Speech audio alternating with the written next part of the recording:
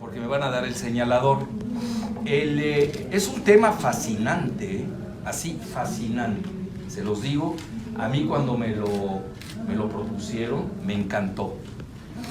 Vean, hoy las remesas están entre los principales ingresos del país. También hay que conocer qué ingresos tenemos, de dónde provienen, y van para arriba, que vuelan. Vean, hubo una etapa, también tenemos que reajustarnos y hacer nuestra propia autocrítica cuando exponemos. Hubo una etapa en que yo tenía miedo que las remesas disminuyeran cuando estaban alrededor de 25. Y les voy a decir por qué. Porque había la posibilidad en el radar de que Trump expulsara a 11 millones de mexicanos. Entonces, obviamente, digo, no hay que ser genios para sacar cuentas. Disminuyes a 11 millones de los 55 millones de mexicanos que somos. Y aquí hago un paréntesis. Los del PAN, con todo mi respeto, son muy ignorantes. El candidato, ¿cómo se llama este niño? Anaya, Canallín, Anillín, etcétera, ignorantín también, ignorantín, en un debate, y ahí Andrés no lo hizo papilla porque no quiso. Si hubiera consultado conmigo o con el padre Solalinde, lo hacía papilla en ese minuto. Yo creo que ya sabía que lo iba a aplastar, lo dejó vivo, esa es la realidad. Imagínense, su asesora Castañeda Gutman, que no sabe nada, es el perdedor eterno. Castañeda perdió 3 veces en esta elección. Él mismo, la de Ríos Peter, también la perdió, y la de Anaya, que era su asesor. Incluso yo que tengo comunicación de vez en cuando con Dante, le dije, a usted los empinó Castañeda. Bueno, esa es mi muy humilde opinión. Entonces, a lo que quiero llegar, teníamos miedo de que se disminuyeran esos 11 millones y obviamente iban a repercutir en las remesas. Ahora, ¿cuántos millones de mexicanos hay en Estados Unidos? Es un dato importante, vean. Se está manejando muy mal ese dato. Anaya, que tiene a toda su familia en Atlanta, no sabe cuántos mexicanos hay. ¿O será que sus hijos y su esposa no lo son? Lo ignoro. A lo que quiero llegar, vean, él manejó 35 millones la cifra. Yo les doy realmente mi cálculo y creo que es el correcto. Si se puede corregir está bien, pero hay que hacerlo. Si no podemos hablar en el vacío. Lo que sí les puedo decir es que no son 35 millones. Bueno, ¿cuántos son? Muy fácil. Se mete uno a la oficina del censo, tiene sus páginas, hasta en español. Ya 40 millones de estadounidenses hablan español, es importante el dato.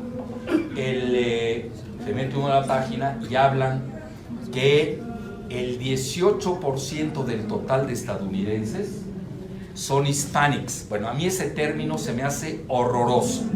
Si van a empezar a hacer algo bueno, que siempre lo han hecho, pero más ahora que se están metiendo al tema de las remesas y de la cuestión transfronteriza y binacional, que me gustó muy bien con Estados Unidos, que por desgracia no podemos decir lo mismo con Guatemala ni con Belice, que son nuestras fronteras, y tampoco lo podemos decir con Cuba, que es nuestra gran vecina, ni con Haití, que son nuestros vecinos geopolíticos en el mar, que no lo podemos perder de vista. Lo de Estados Unidos es una realidad, y hoy el cálculo es muy sencillo. Son más de 300 millones de habitantes en Estados Unidos. Si 18 millones son hispanics, está horroroso ese término, porque no les gusta decir que son mexicanos. Vean, antes de aniquilar un proyecto, se le mata lingüísticamente. Cuando lo peor es matar con la lingüística. Por ejemplo, cuando uno decía Norteamérica, era el proyecto Itamita.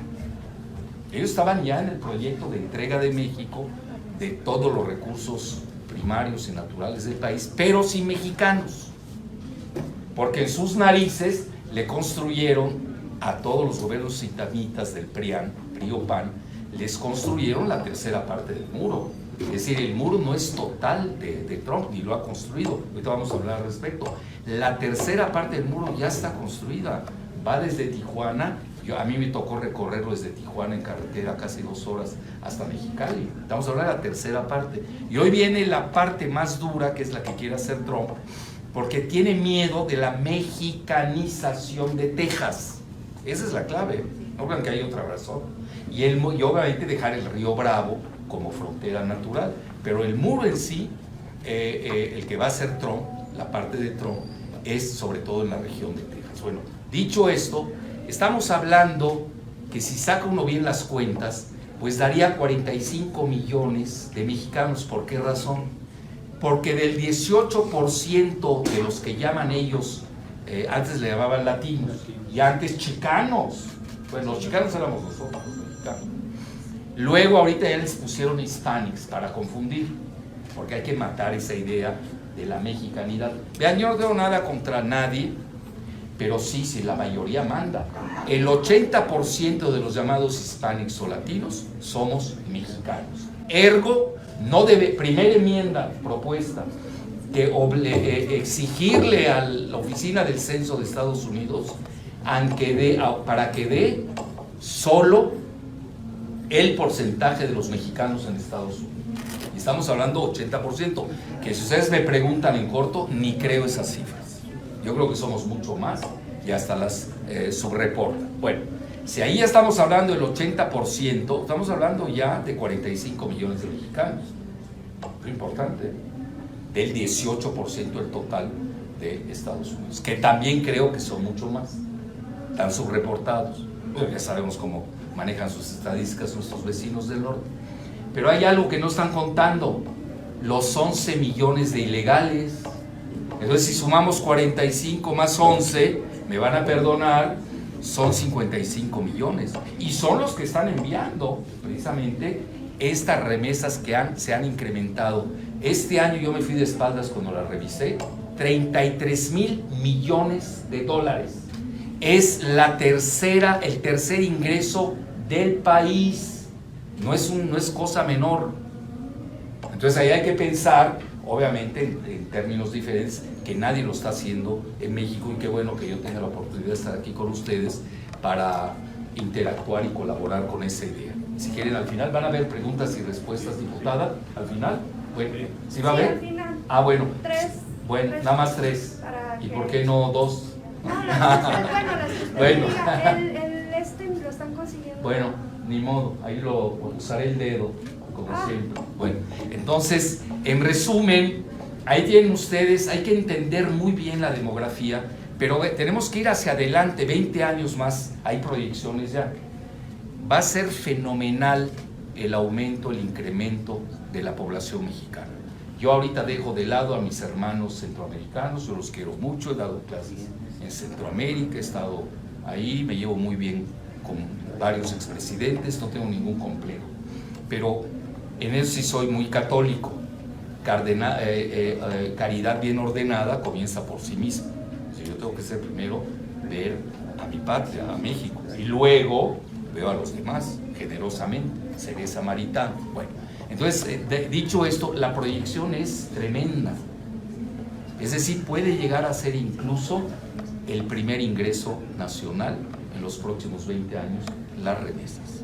Y obviamente comporta una ecuación altamente geopolítica y geofinanciera. Hay que pensar en esos términos de aquí en adelante. Bueno, dicho esto, ya les di más o menos el panorama por dónde me voy a ir. Deben haber ideas creativas, no solamente pensando en las remesas de nuestros, pues como dicen los británicos, expatriados, ¿no? Así le llaman ellos en su inglés. Tenemos que pensar también, ahora me decía la diputada, que están pensando en una banca sui generis para los migrantes. Yo creo que sería magnífico. La competencia es buena, además. Pero también pensar en una bancada de nuestros congéneres en la transfrontera. Que no se sienta que nada más estamos pensando en ellos en términos de recibir remesas, sino también en términos de que ya forman parte de la identidad mexicana. Vean, yo siempre lo comenté, hoy un partido que se respete en México tiene que ser transfronterizo. Incluso ustedes lo saben, hoy con la doble nacionalidad, muchos votan doble. Vean, va a ser de tal magnitud el impacto de nuestros connacionales en Estados Unidos, que nada más sumen ustedes los 55 millones que les estoy diciendo, más los 124 que somos aquí. Estamos hablando de la principal etnia la principal etnia, ahora sí que por mi raza hablará el espíritu, de Norteamérica, casi 200 millones, pero que además va increciendo. ¿Por qué? Porque la natalidad del mexicano, ya saben, la fuerza biológica azteca es muy vigorosa, son jóvenes, la mayor parte, ustedes lo saben, de México son, la mitad del país es tiene menos de 30 años de edad, se parece mucho el perfil demográfico, la pirámide demográfica, como se le dice técnicamente, a la de nuestros connacionales, y esto pues nos va a hacer, ya somos de facto la primera fuerza étnica de ese concepto itamita de Norteamérica, de Canadá, Estados Unidos y México. Entonces tampoco que no nos subestimen ni en Canadá ni en Estados Unidos, porque ya en los 20 años siguientes, si ya se sabe que vamos a ser la principal etnia, de hecho ya la somos, si juntamos a los dos, a las dos ecuaciones demográficas que tenemos, tanto en Estados Unidos como aquí en México, porque no vamos a regalar a nuestros migrantes, eso también hay que tenerlo presente. Pero imagínense, en un escenario, puede existir la posibilidad, si mañana tienen derecho de voto los mexicanos que están afuera, pueden decidir las elecciones en México y en Estados Unidos. Ahora me va a decir alguien por qué. Porque resulta, yo no sé si sean geopolíticos desde que migraron, pero se dio la casualidad que los estados que deciden la elección en Estados Unidos, en el colegio electoral, la mayor parte de ellos, ahí viven los connacionales. Fíjense qué importante. Y aquí serían mucho más que los votantes, no te vayas a molestar, que el de Domex. Mucho más el número de votantes en Estados Unidos de origen mexicano, serían mucho más que Domex. Entonces no hay que perder de vista esa situación que tarde o temprano se va a decir, porque también nosotros tenemos que pensar de otra manera. Yo soy muy dialéctico en las exposiciones, así como veo lo positivo, la tesis, también me gusta dar la antítesis para sacar la síntesis. En ese sentido siempre he sido hegeliano y heraclitiano, que de ahí empieza la verdadera dialéctica. Entonces, obviamente que hay nubarrones, ahí se los voy a plantear, esa va a ser la exposición realmente. Hay nubarrones, ustedes saben que la principal densidad demográfica de los mexicanos, ya no estoy diciendo hispanos, está en California. Y hoy California vive un momento de alta prosperidad, Si hoy California fuera país, tendría la quinta economía mundial medida en Producto Interno Bruto nominal, mucho antes que Gran Bretaña. Por eso le va tan bien a nuestros connacionales en California, por eso han aumentado las remesas. Incluso yo acabo de fui a dar una serie de conferencias al norte, estuve en Los Cabos y me asombró el nivel que tienen en California. Es decir, hay prosperidad, tenemos que reconocerlo, y mucho de ellos proviene de las remesas de nuestros connacionales. Dicho esto, ya pasamos a la primera diapositiva. ¿Cuál es el impacto en la economía nacional? Ahorita lo vamos a ver con detalle, pero todo lo que digamos hoy de las remesas en 5, 10, 15, 20 años será multiplicado. Eso es lo que quiero. Ya se volvieron remesas demográficas, fíjense hasta cómo, pero también geopolíticas. Tiene un gran impacto en esos dos puntos. La primera, por favor, la siguiente. Bueno, ahí tienen ustedes el número esto es importante a nivel del Producto Interno Bruto. Vean, hay dos maneras de medir el Producto Interno Bruto, que es la suma de bienes y servicios. Y estos son datos del Fondo Monetario Internacional. Esta es la eficiencia del PT, por eso son mis amigos. Gracias. Aunque son gradualistas, van subiendo. Ahorita ya me tocó el señalador. Y vean ustedes los 10 principales. Les decía, hay dos maneras: bienes y servicios. Bueno, la mayor parte, hoy los economistas que se respetan, porque hay otros que no se respetan, sobre todo los monetaristas, centralbanquistas, neoliberales, toda esa fauna, lo miden, por ejemplo, la CIA en el World Handbook de la CIA lo miden por lo que se llama poder adquisitivo, que se llama en inglés Power Purchase Parity, el poder de paridad de compra. Es decir, no es lo mismo un dólar en Estados Unidos que un dólar en Tailandia.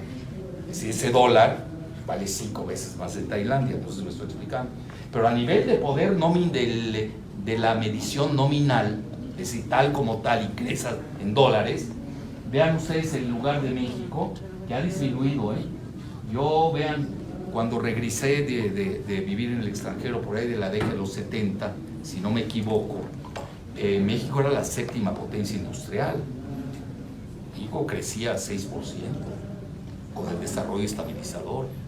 Y ustedes lo saben, con el neoliberalismo, pues nos ha ido como en feria, para decirlo abiertamente. Han destrozado el país, incluso la armonía. Está balcanizado socioeconómicamente México. Por eso es muy bueno lo que está haciendo Andrés Manuel de ver hacia el sur. Yo acabo de estar en Tabasco, voy 2 veces al año mínimo. Oigan, con todo el petróleo y la mínima población que tienen menos 11 de crecimiento. ¿Escucharon bien? Menos 11. Campeche, que tenía el 5.º yacimiento más importante del mundo, Cantarell, menos 8. ¿Ya para qué me sigo? Con Chiapas, menos 6. Todo el sur. Y el norte le va muy bien. Aunque ahorita va a empezar a tener problemas. De Querétaro para arriba están creciendo fenomenalmente. Aguascalientes anda creciendo 11%. El mismo Querétaro anda en 6, etcétera. ¿Por qué? Pero todo por la situación automotriz. Pero eso también tiene sus bemoles. Eso puede empezar a caer, sobre todo con este tratado nuevo que se llama MEC, MS, que sustituye al NAFTA, el anterior TLCAN. Bueno, entonces vean ustedes cómo México se encuentra en el 15º lugar. Y estas son las 10 primeras economías del mundo. China ya está en segundo lugar, en nominal, con 14. Y luego Estados Unidos con 20. Además que Estados Unidos está cayendo, China va subiendo. Es más, se espera que en los próximos 2 años China sea ya la primera potencia global en términos nominales. En términos de poder de paridad de compra que le gusta a la CIA, ya China es la primera potencia global. Es importante entender. Bueno, ya les di estos, vean, Brasil es el único que está entre los 10 primeros, el único latinoamericano. La India hay que seguirla. La India ya en términos también de paridad de compra ya sustituyó a Japón, y Alemania y Rusia están prácticamente empatados. Bueno, la siguiente, por favor. Bueno, ahí tienen ustedes, a nivel per cápita y con su ranking respectivo. Ya quedé que les voy a dejar las diapositivas. Sí les sugiero que las vean, porque obviamente hay diferentes ingresos. No es lo mismo el de un país como México que de un país desarrollado. Ustedes saben, hoy el mayor ingreso del mundo lo tenía Qatar, curiosamente. Ya lo desplazó, si no me equivoco, un principado, sí, un principado sí, así ya me puedo mover más. Bueno, entonces aquí vean, si les quería mostrar lo del per cápita. Vean México dónde está, en nominal. Bueno, estamos mejor que España, creo, ¿no? Ah, no, España nos dejó atrás. No, pero ya mero, España se va a caer, nosotros vamos para arriba. Y aunque no lo crean, gracias a las remesas. Luego vean el lugar de México aquí, lugar 74, pues es muy mediocre. ¿Desde aquí puedes mejor? No, estoy bien aquí, estoy bien. En el lugar 74, que es muy mediocre, 9,000. Realmente, cuando vean ustedes, Australia nada más anda cerca de 60, quiero ver el primer lugar. Veo aquí no está ninguno en primer lugar. El segundo es la Suiza es el segundo lugar. Estados Unidos está en el 9º, vean, anda en 62,000. Vean el diferencial entre México per cápita y el nuestro. 6 veces más. Es importante entenderlo esto, porque si no, no entendemos la importancia de las remesas. La siguiente, por favor. Bueno, ese es el poder de paridad de compra, es de la CIA, ellos lo usan. China ya está en primer lugar, ¿ya lo vieron? Segundo lugar Estados Unidos, la India tercer lugar, ya desplazó a Japón. Alemania está casi empatada con Rusia. Indonesia, vean, esa es la noticia, Indonesia en séptimo lugar. Brasil sigue estando entre el 8 y el 9, aquí el 8º, pero vean cómo se baja Gran Bretaña.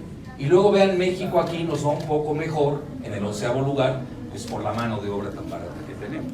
Así de fácil. Nada más compare los salarios mínimos de México y Estados Unidos, que obviamente eso también pegó en la cuestión automotriz, porque ahora sucede que en la etapa de Trump, muchos de los vehículos que se van a exportar, pues tienen que tener un equivalente más o menos con el salario mínimo o el que pagan las automotrices de Estados Unidos, y eso nos va a pegar, ¿eh?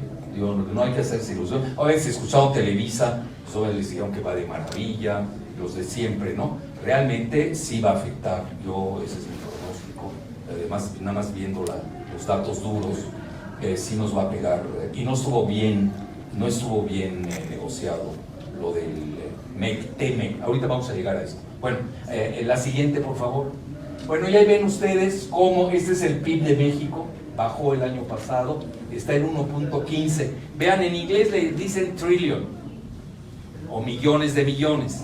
En español le dicen billones. Bueno, mejor nos quedamos con el español para no confundirlos, pero aquellos que sepan matemáticas es 10 a la 12ª potencia. Digo, para saber de qué estamos hablando. Y de ello, las remesas, eso es el Banco Mundial de este año, es el PIB nominal, es importante conocer la siguiente. De ello, las remesas constituyen el 2.8, si no me equivoco. Yo soy más cualitativo que cuantitativo, o diría yo semi-cuantitativo. Anda en 2.8 del PIB nacional, es importante. Ahora, va para arriba. Si nosotros comparamos todo, ahorita que veamos la gráfica de los ingresos, nos vamos a dar cuenta cómo las remesas van a ir aumentando, y así lo estamos viendo. Vean, hubo un despunte en este año, en el 2005, y les soy sincero, no sé por qué, todavía no lo he estudiado, pero vean ustedes, en el 2005 se dispara casi 20% hasta el 2006, y más o menos se ha mantenido, podemos decir que han dado entre 25, 22, aquí bajó el año pasado, vean, y este año, el año pasado estaba en 20 y pico, y este año se disparó a 33,000. Yo, mi hipótesis de trabajo es por dos consideraciones.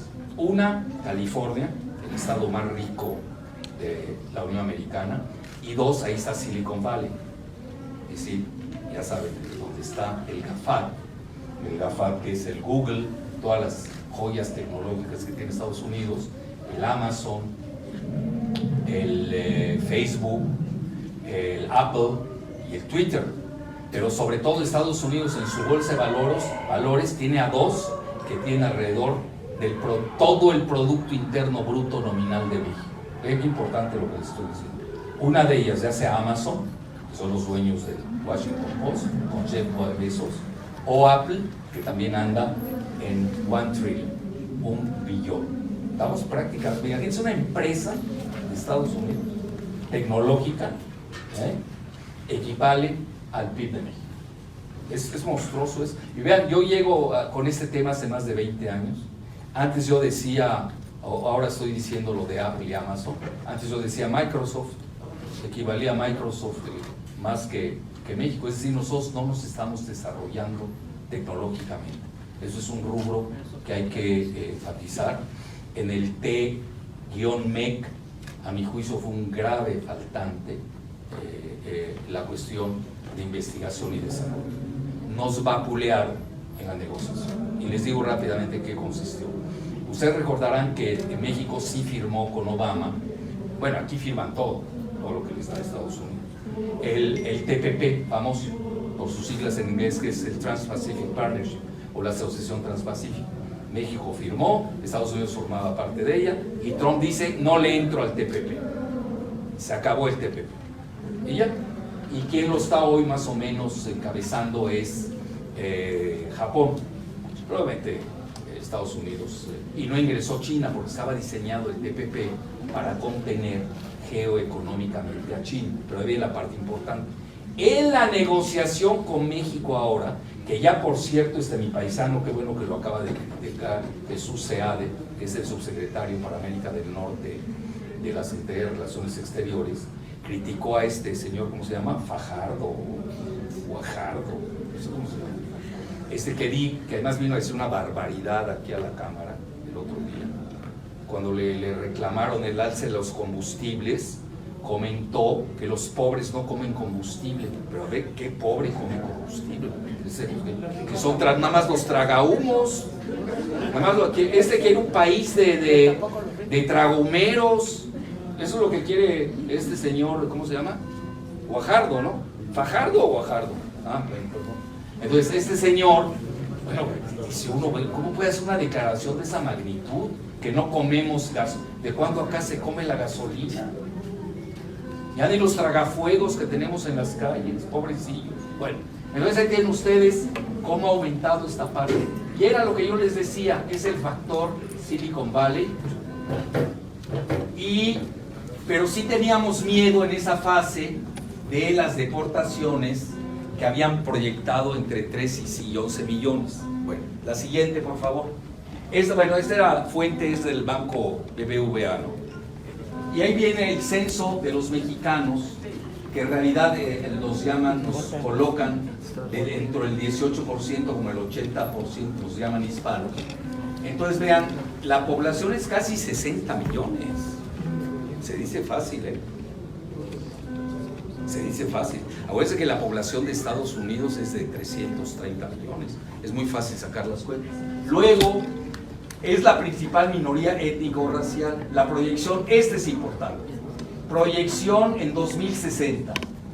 Casi 120 millones de hispanos. La tercera parte de los Estados Unidos. Ya con saber esto, sabremos cuál seguirá siendo los lazos de mucha índole, pero en particular de las remesas con los mexicanos. Estamos hablando en los próximos 40 años, es decir, 2 generaciones que pasan muy rápido. Y además, yo no creo mucho esta estadística. Voy a decir por qué. Porque nada más está viendo el crecimiento, el incremento de los mexicanos, digo, los hispanos o latinos, como los quieran llamar, pero no está tomando en cuenta que está cayendo el lado blanco. Ha venido declinando. Yo también, que sigo mucho de esas estadísticas, en las elecciones bajaron casi al 60% de la población, los llamados WASP, White Anglo-Saxon Protestant, protestantes anglosajones blancos. Entonces ellos están cayendo mientras que nosotros vamos subiendo. Y se vio ahora en las elecciones intermedias, como con el Partido Demócrata, que ha sido más incluyente. Realmente es el partido de los mexicanos, sobre todo en California y en Texas. Se vio cómo ha declinado la población blanca, que además sus jóvenes pues tienen un grave problema, ¿no? Tienen el problema del fentanilo. Ya ven que hay un problema ahí con China, que pasa también por Canadá. El fentanilo, está la drogadicción, no se casan, son desempleados. Es decir, hay un grave problema juvenil en Estados Unidos de los blancos.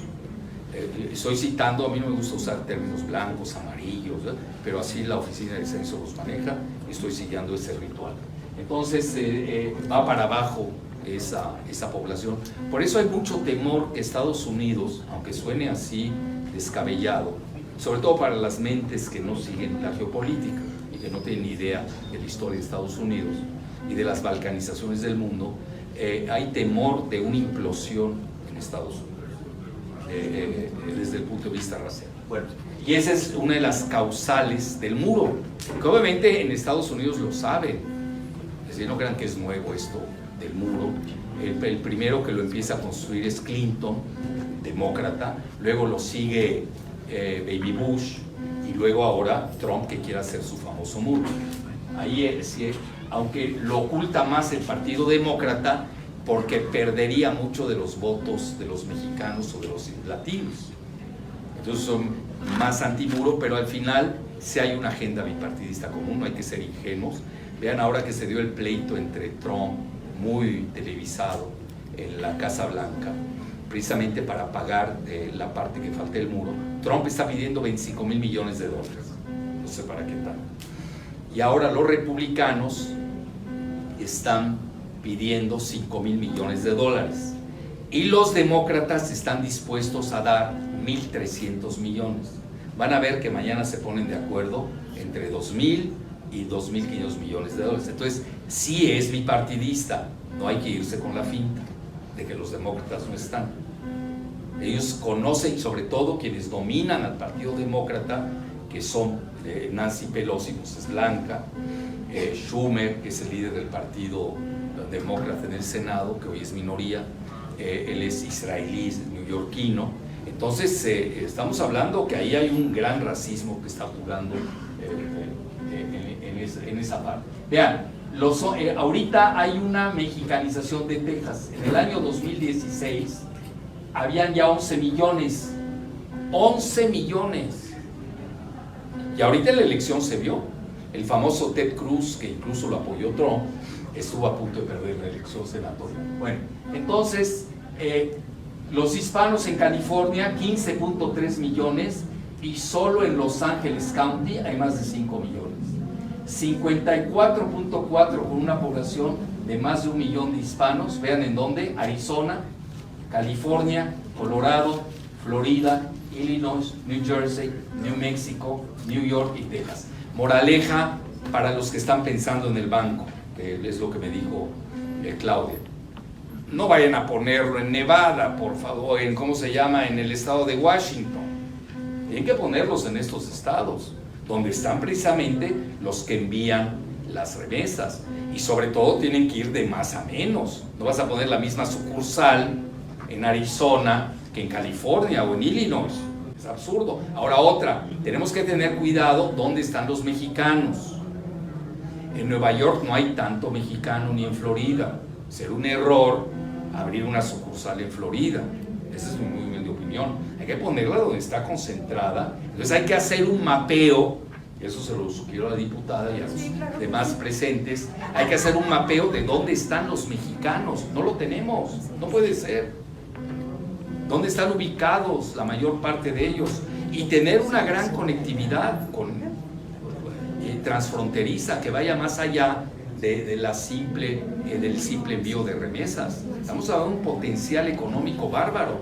Hoy, por ejemplo, esa generación de mexicanos que sigue enviando remesas, pues realmente es diferente. Vean, yo lo conozco bien, porque yo hice un estudio, ahí sí tengo que ocultar qué partido me envió, pero ya se lo imaginarán porque fue hace como 20 años.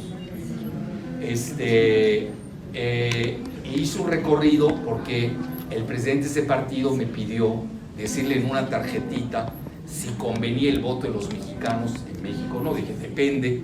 Si quieres que voten contra tu partido, pues no. Si quieres que voten a favor de la oposición en ese momento, pues los van a aplastar, porque ellos están resentidos con el PRIAN. Están por una razón, porque les achacan precisamente la salida de tanto mexicano. Bueno, ya una razón por la que salieron, vean, cuando yo hice mi recorrido, pues había diferentes generaciones. No era lo mismo Chicago, que fueron los primeros mexicanos que fueron, ustedes ya lo saben, que viajaron, debido a la construcción del ferrocarril Amtrak.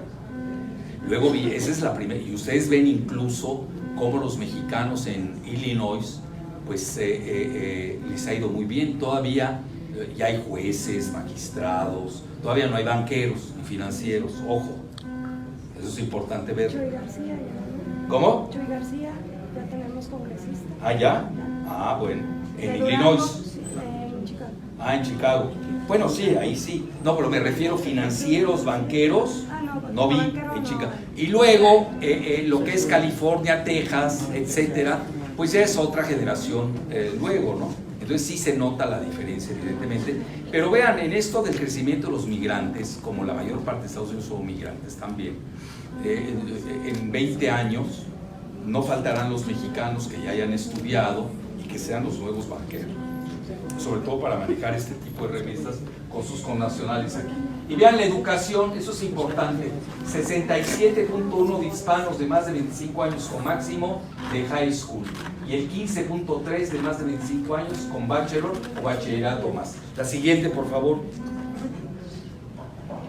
Bueno, ahí tienen ustedes, ese es el censo tal cual.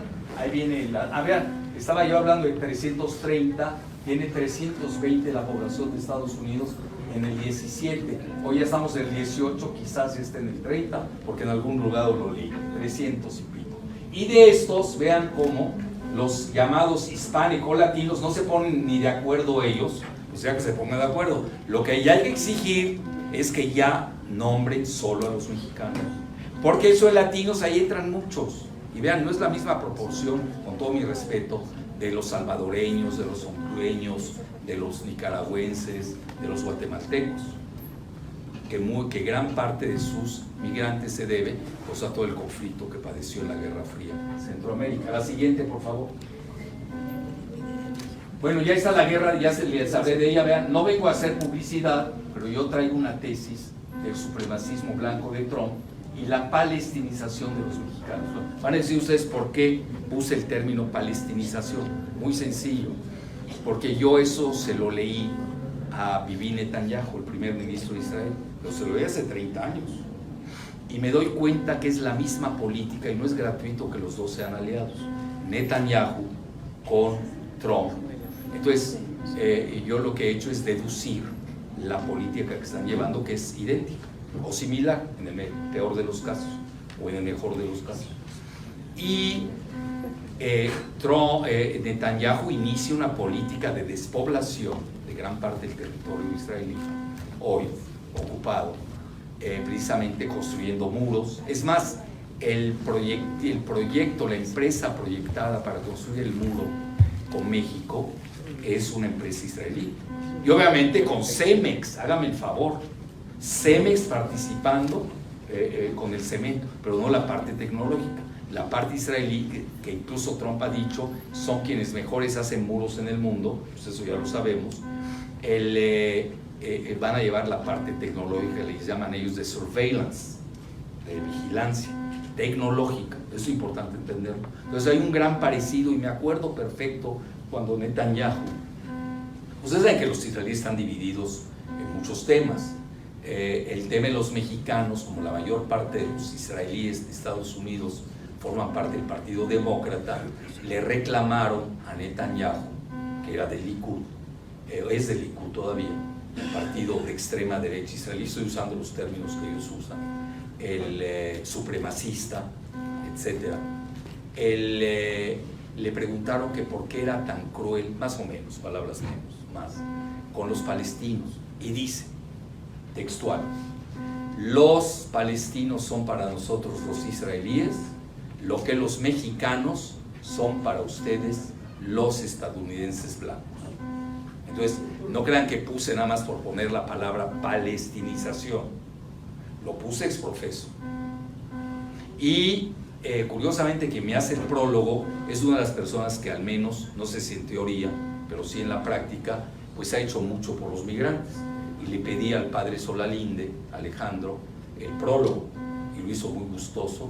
Y esta parte de la palestinización le gustó, se los adelanto, y la vio muy bien, porque además él se da cuenta, él los albergues que tiene en el sur, sobre todo en la región de Tuxtla, etcétera, en Oaxaca, etcétera, creo que en Oaxaca más que en Chiapas, él se da cuenta que sí está balcanizado el país. El sur nuestro se parece más a Centroamérica y el norte nuestro se parece más al sur de Estados Unidos. Es una realidad. Cerramos. Bueno, ahí tienen. La siguiente, por favor. Bueno, ahí está el pleito que les dije por el nuevo muro. Eso se dio ayer o antier. Ahí lo tienen. Ahí se pelearon en público. Todo un show. Esto es teatro. Vea, nadie hace mejores teatros que los gringos. Son como los pleitos ahí de las mesas de Televisa. Son pleitos armados para el rating. En realidad no hay nada de profundidad. Dicen lo mismo, repiten lo mismo, en forma clonada. Es decir, bueno. Entonces, está proponiendo el Partido Demócrata 1.300 millones para el muro, mientras que el Partido Republicano tiene 5,000. Se van a acabar. ¿Por qué? Porque Trump amenazó que la semana entrante, si no le dan estos recursos, pues ustedes saben que en Estados Unidos hay una ley fiscal en donde no se pueden pasar de cierto límite, y en el momento en que lo hacen, pues dice, pues cierro el gobierno y ya no se paga. Entonces hay el peligro del cierre del pago a las entidades federales de Estados Unidos. Obviamente va a llegar, como siempre, Trump al final de la carrera, y a nadie le conviene que cierren las entidades federativas de Estados Unidos, menos en esos momentos, y ahí es parte de la negociación. Bueno, la siguiente, por favor. Bueno, ya tienen ustedes, era la contraparte, la antítesis que les quería yo decir, que es precisamente que si hay nubarrones también, es decir, tampoco podamos enloquecer y creer que ya todo va a ser viento en popa y todo color de rosa. Vean, en California, y no es gratuito, existen muchas fuerzas centrífugas, sobre todo de los blancos republicanos, que han perdido ese estado. Ustedes saben que ese estado Nixon lo gobernó. Nixon era californiano, son blancos. Reagan, blanco, lo gobernó y lo perdieron. Texas al revés, era demócrata y lo ganaron con los Bush. Recuperan el estado de Texas. Muy interesante cómo se ha dado el juego de Texas y California, que hay que seguir. Entonces ustedes tienen, hay las fuerzas, una es el Calexit. El Calexit es igual que el Brexit, la salida de Gran Bretaña de la Unión Europea. Los de California se quieren salir de Estados Unidos. Dicen, vamos, mejor seamos país, en lugar de estar repartiendo nuestros ingresos con el resto de los 50 países de Estados Unidos. Ahora, es a lo que hay que estar atento. Cualquier proyecto de creación de banca o lo que sea, tiene que tomar en consideración también estos factores. Otro factor es la balcanización. Bueno, esto del Calexit lo van a volver a votar, vean, el año entrante. Vean, ya tienen su propaganda, y es California's Calexit, Blue Book, ahí tienen todas las... vean cómo sacan a California del restante del país. Existe esa probabilidad. En México nadie ha tocado el tema, ya saben, salvo quién. Nadie ha tocado esos números. Pero tenemos que estar muy alertas. Porque también tenemos que estar alertas a veleidades de balcanizaciones que tenemos en el país. California Norte y California Sur. Hay que perderlo de vista. Yo que sigo las redes y veo mil cosas, están saliendo proyectos secesionistas muy preocupantes. Nuevo León, Chihuahua, etcétera. Bueno, y ahí tiene la balcanización 2 y o redistrictación de California. Bueno, aquí bueno, esto ya lo hablamos. La siguiente, y ahí voy a ir a estas. Vean, el primer el Calexit lo perdieron, lo metieron en un referéndum y perdió. Y ahora van a volver a hacer el referéndum. Ahora, en segundo término, hicieron otro referéndum para dividir a California en 6 pedazos. Vean, lo hizo un multimillonario, muy estrafalario, que se llama Tim Draper, se dedica a la especulación bursátil de los hedge funds, de fondos de cobertura de riesgo, y quería dividir a California en 6 microestados, con el fin avieso de diluir a la mayoría mexicana. Es decir, todo esto está diseñado para desmexicanizar a California, que ustedes saben es un estado ya mexicano, hay que decirlo abiertamente, no irnos por la ruina. Ahora, de que quieran seguir viviendo en Estados Unidos es problema de ellos, al menos yo no me metería en ese asunto, pero tenemos que tener presente que es un estado eminentemente mexicano, California. Eso es importante. Bueno, entonces quería dividirlo en 6, ahí está el proyecto. La siguiente, por favor.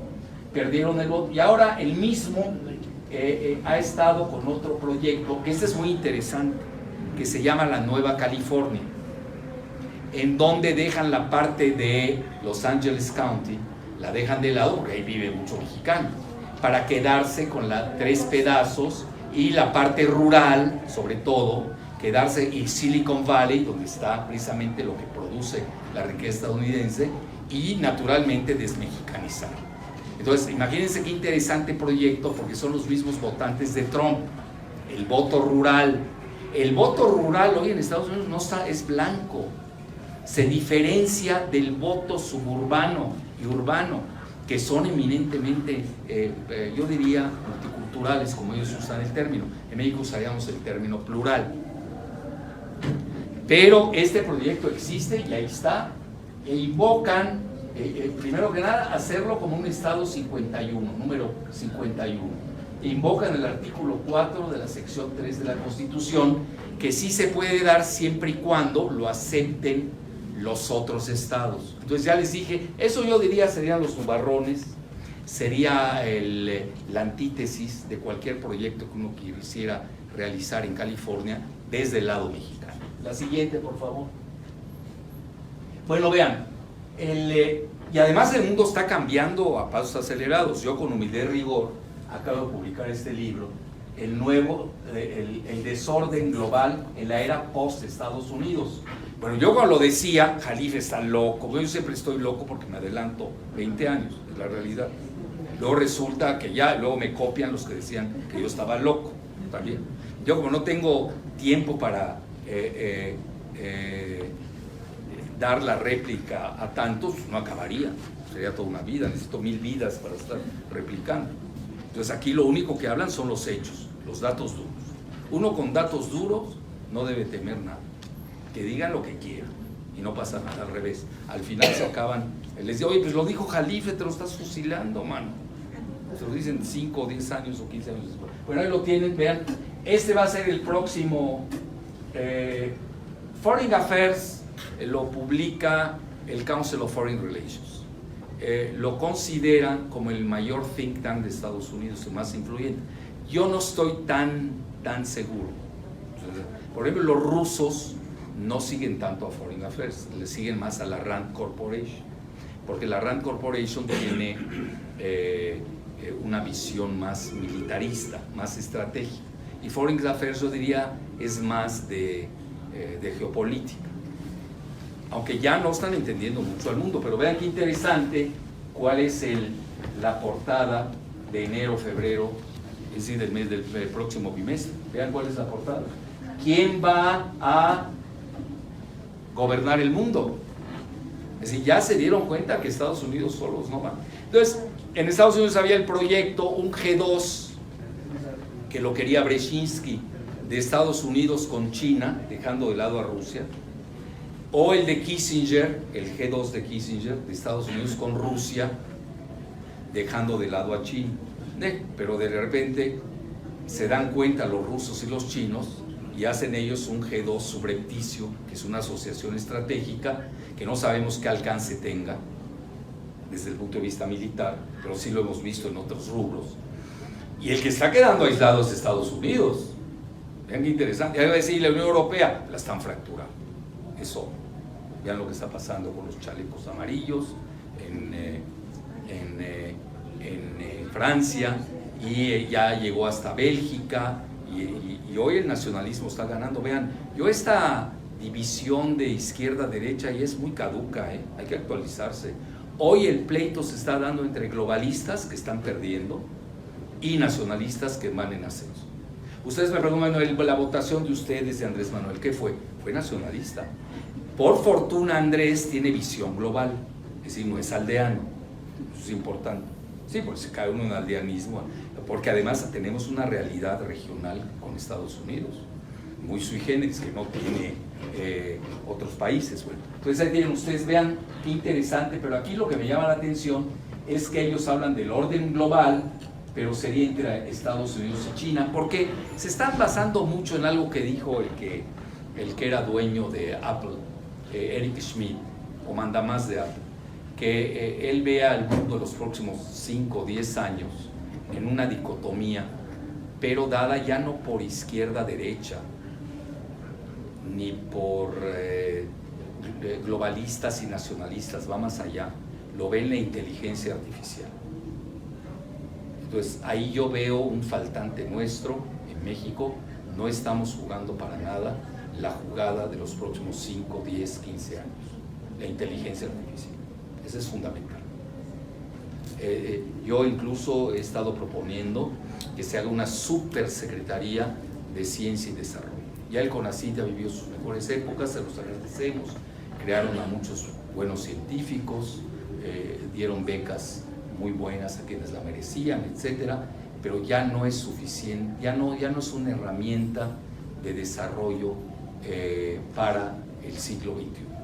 Tenemos que entrar de lleno pues a las nuevas tecnologías de la cuarta revolución industrial. Estamos hablando de computación cuántica, estamos hablando de genoma, estamos hablando de nanotecnología, estamos hablando de inteligencia artificial. No podemos estar fuera.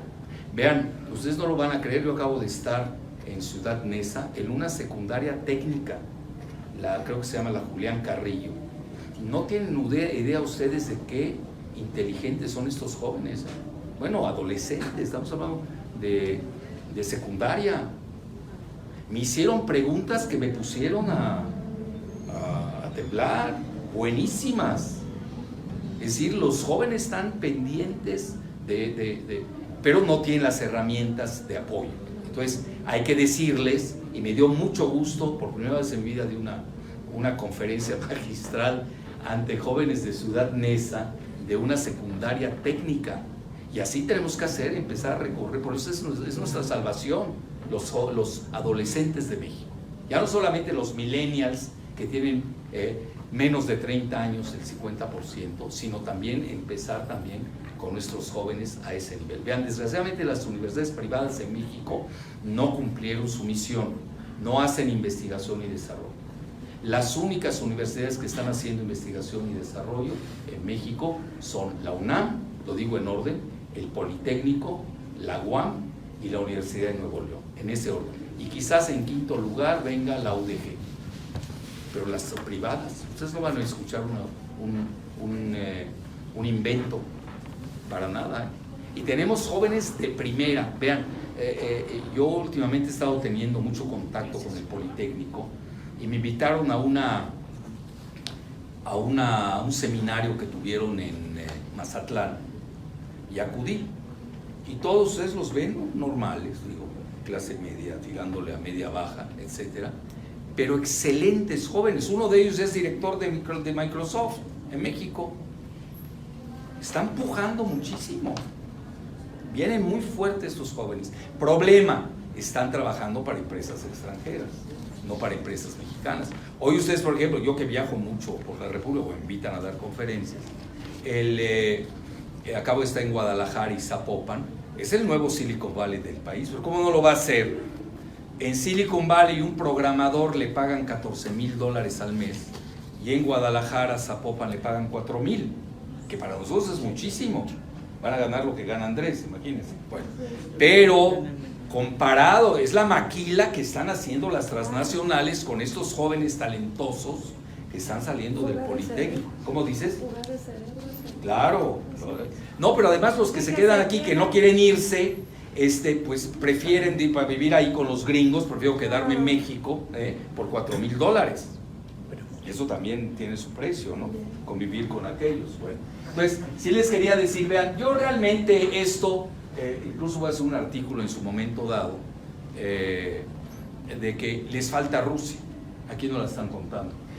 Como Estados Unidos le tiene pánico a Rusia, porque hoy tiene las mejores armas nucleares y misilísticas del mundo. Esto lo aceptan los mismos estrategas militares de Estados Unidos. Entonces, ahorita llegaron los que llaman cisnes blancos, 2 aviones, como 5 aviones de Rusia a Venezuela, y ya entraron en terror en Estados Unidos, porque 2 de los bombarderos son nucleares. Atravesaron 12,000 kilómetros de Rusia hasta llegar a Venezuela para hacer un entrenamiento militar. Es decir, ya Estados Unidos no es lo mismo que antes. Eso hay que entenderlo. Tenemos que empezar a buscar con mucha prudencia, empezar a buscar otros horizontes. Bueno, ahí tienen ustedes. Yo soy de la idea que el mundo debe ser tripolar o cuatripolar, cuando mucho con la India, que no hay que perderla de vista, pero hoy por el momento es tripolar. Ahí no hay que perder de vista a Rusia, sobre todo que Rusia ya trae una asociación militar estratégica con China, pero además de complementariedad en el asunto del petróleo. Ustedes saben que el talón de Aquiles de China es el petróleo, etcétera. Bueno, la siguiente, por favor, ya casi finalizo. Esa es la demografía nuestra, ustedes la conocen mejor que yo. Vean, nada más de 25 a 54 y 40%, etcétera. La siguiente. Y ahí están los principales ingresos. Lo que yo llamo el ingreso chapo, y ya con esto casi finalizamos. Y esto va a bajar considerablemente, porque ya están combatiendo la epidemia de drogadicción de los jóvenes blancos en Estados Unidos. Esto que estamos viendo del fentanil, ya la misma China lo va a poner en la lista de productos prohibidos. y agarraron al Chapo, todo ese show, no crean que es gratuito, hasta Netflix anda en eso, Key del Castillo, Televisa, etcétera, todo está armado. Es decir, pero ahí nos va a pegar a las remesas. Otro tipo de remesas. Bueno, ¿a qué quiero llegar? Vean, yo he seguido mucho este tema desde Salinas. Créanme que llevo bastante años siguiendo. Si ustedes me preguntan, y yo doy clases al Ejército y a la Armada de México, pues doy clases de geopolítica, pues a veces hablo con ellos, ¿no? Sobre todo después de 2 mezcales y hablamos más.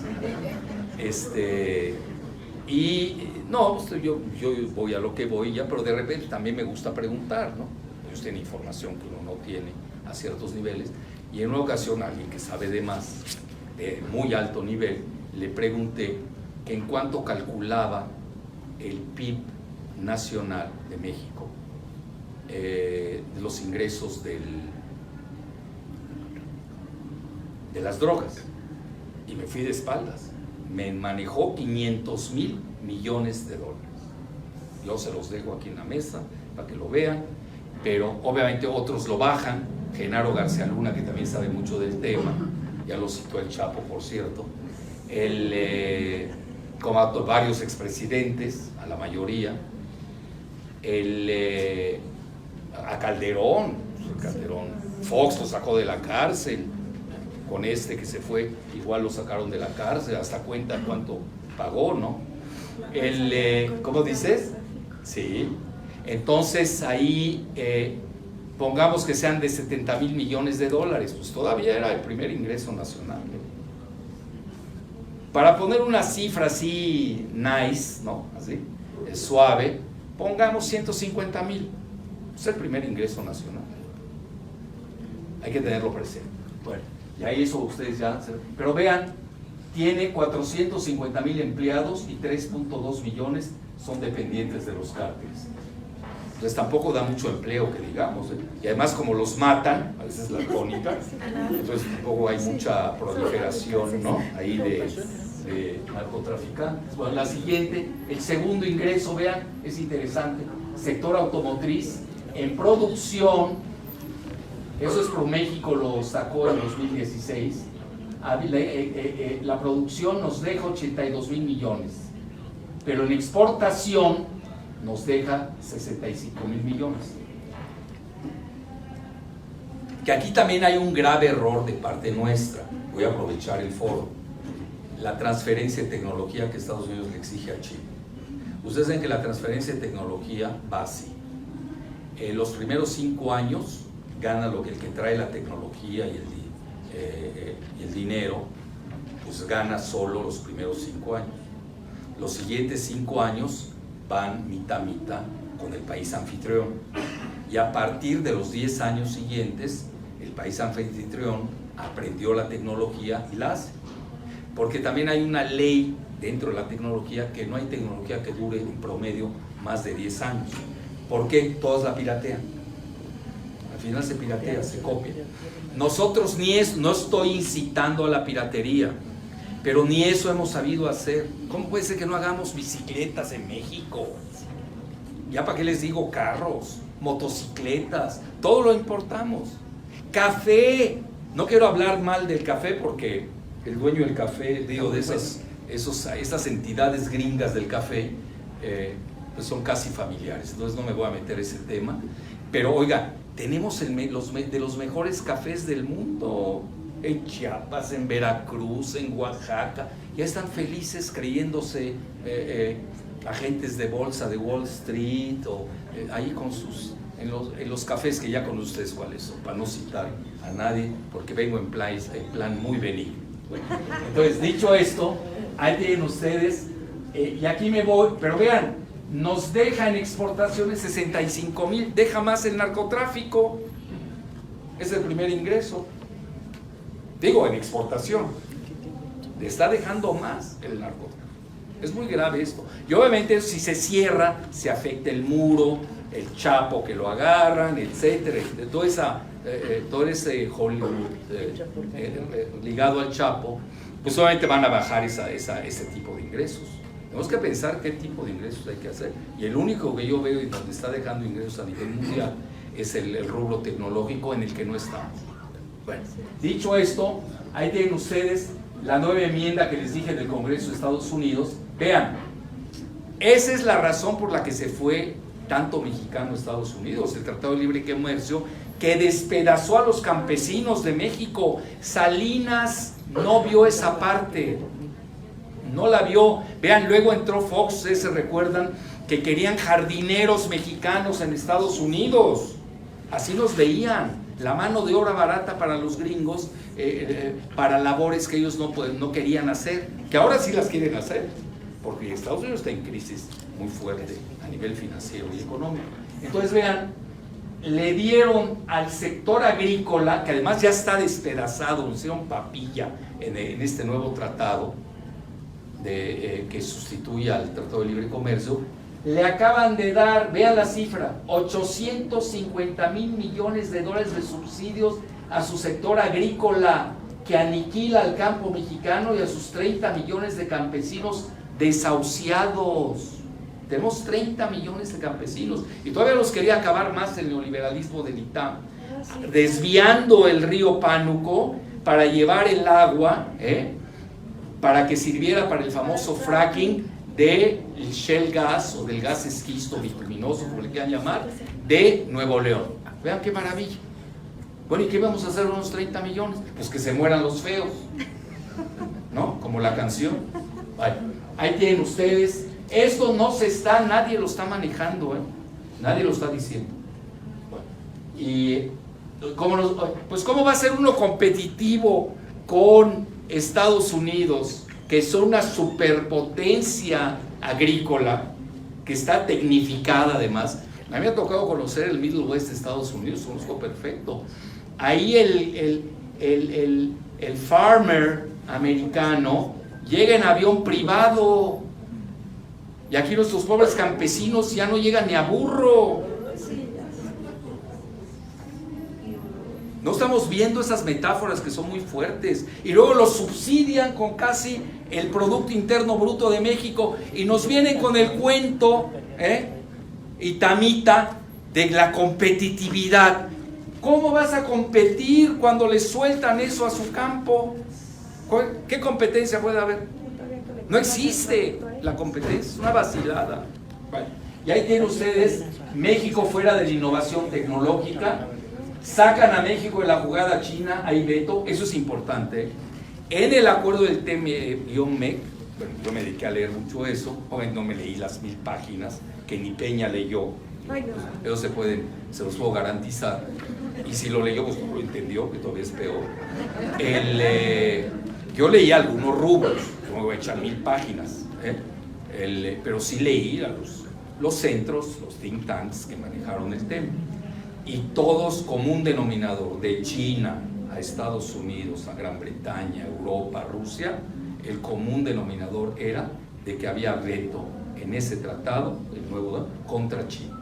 Entonces, acuérdense que aquí estábamos pensando que quienes iban a financiar el Istmo de Tehuantepec, el Tren Maya, iban a ser los chinos.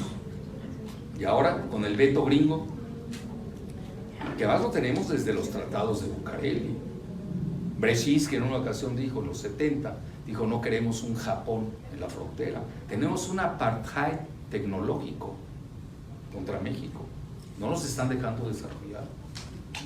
Entonces hay que empezar a quitarnos las cadenas o crear esa interacción tecnológica con nuestros connacionales de Estados Unidos. Bueno, eso ya habrá tiempo para pensarlo. El tercer rubro de ingreso, las remesas, ahí las tienen, es el famoso TMEC, que ellos le llaman en gringo USMCA, ¿no? Pues la siguiente, por favor. Ya estoy por concluir, para entrar de lleno a el cuarto. Bueno, esto ha sido, también hay que reconocerlo, muy bueno, y además va a crecer mucho. Ahorita andan en casi 30,000, la mitad de lo que dejan las automotrices cuando exportamos, que es el sector tecnoagrícola. Ha progresado mucho, hay que reconocerlo, toda la región de Querétaro, etcétera, les ha ido muy bien en ese rubro. Sí, pero no nos pertenece, somos maquiladores, seguimos en lo mismo. ¿Por qué? Yo no entiendo por qué no, bueno, estoy soñando, ¿no? Déjame soñar un poco aquí en la Cámara de Diputados. ¿Por qué no conectamos esos campesinos que están desempleados, que ganan miserias con este sector agroindustrial? Es decir, como que nada más aquí se ha pensado, y ese era el proyecto Itamita, por Norteamérica, el concepto Norteamérica, Canadá, Estados Unidos, México, materias primas de México, mano de obra barata de México, sin mexicanos, porque si no debería haber muro. ¿Cómo puede ser que haya libre paso de personas de Canadá y Estados Unidos entre ellos mismos, de Canadá y Estados Unidos con nosotros, y nosotros no podemos entrar a Estados Unidos? Ahorita han levantado recientemente la visa de Canadá. Yo acabo de aplicar a Canadá, y llevan un año, todavía no me responden. Bueno, pues yo soy la lista negra, lo entiendo. También. Hasta me enorgullece que me tengan la lista. No me molesta. Ya conozco muy bien Canadá, así que no tengo problema. Las exportaciones agroalimentarias incluye productos agropecuarios, pesqueros y agroindustriales. Ahí ya tienen la cifra. Superaron ya los recursos que ingresaron a México por petróleo. Ya el petróleo no deja. El petróleo dejó, así la última vez que vi las cifras, con Fox y Calderón, más o menos, en un año dejó 123,000 millones de dólares. Ahorita importamos petróleo, deja con lo que más mal vende, anda en 19,000. ¿Cómo bajamos de 123,000 a 19? Oiga, no ha bajado tanto el precio. El precio andaba en 110, ahorita anda en 60, etc. Entonces es un desastre la reforma energética. Desastre. Bueno, y ahí tienen el turismo, que le ha ido muy bien el turismo, ha subido muchísimo, pese a todos nuestros avatares, es lo que llama la atención, de un crecimiento del 10% anual, recibió casi 40 millones de turistas, vean cuántos, 40 millones de turistas. Vamos a ser uno de los principales países en reserva. Pues hoy México se vende solo, bueno, lo venden también, se vende solo en el sentido mercadotécnico.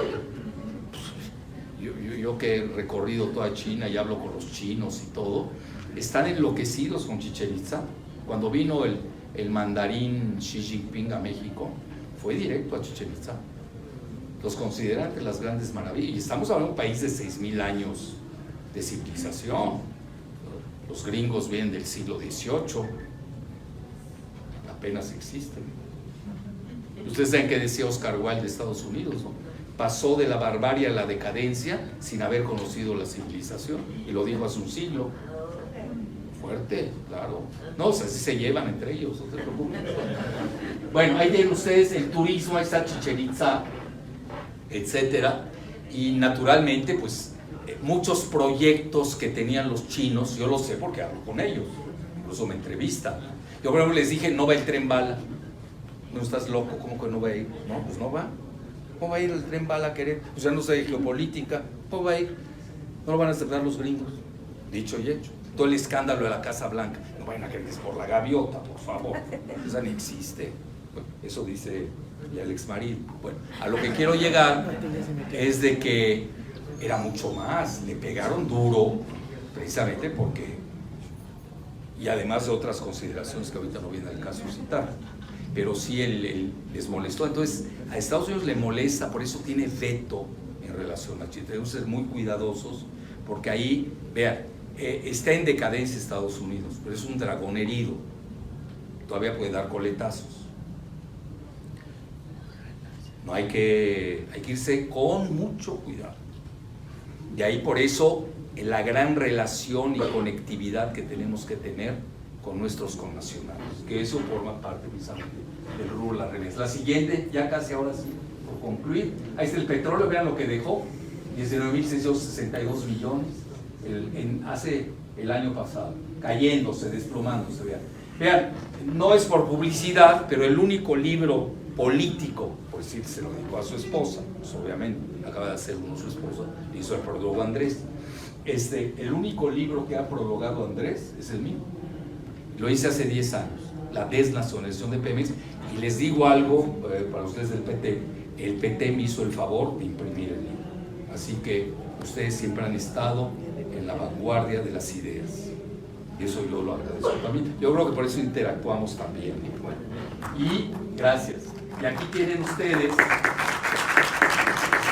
este libro, pues ya hecho a la reforma energética, pues ya saqué este libro, Muerte de Pemex y Suicidio de México. Ahí lo tienen, con su listón.